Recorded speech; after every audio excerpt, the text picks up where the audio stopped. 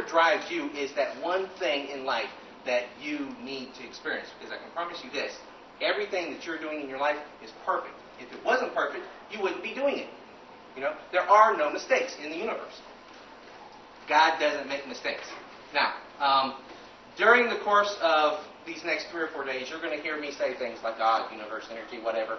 I throw out a lot of terms. I interchange and things like that. I don't expect anybody in this room to pick up on any one particular term. Whatever works for you, like I said before, go with that. Okay?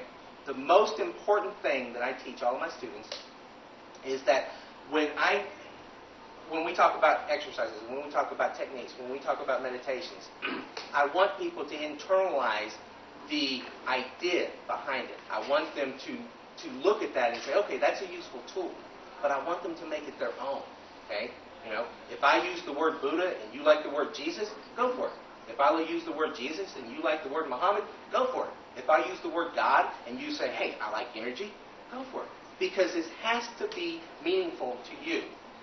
I honestly believe that for as many people on the planet, and there's just under 7 billion, there have got to be 7 billion ways to know that experience for yourself. Because if you don't know it for yourself, it doesn't do you any good.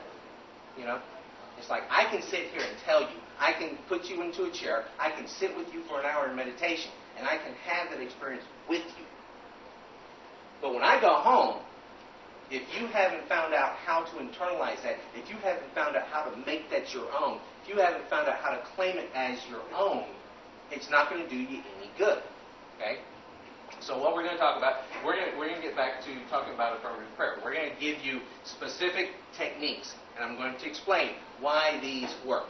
Now, you don't necessarily have to do them in any specific order. You don't necessarily have to do all of them.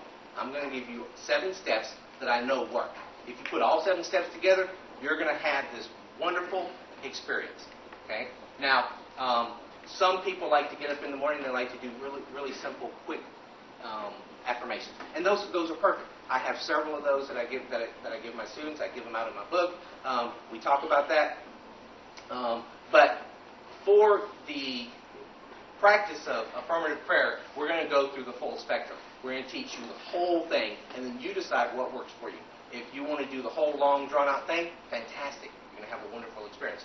If you're running short on time one day and you go, hey, you know, I got this running through my head. I know it works. This is my truth. I'm going to spit it out 100 times during the day. You're literally reprogramming your mind. So go for that because that's what's going to work for you.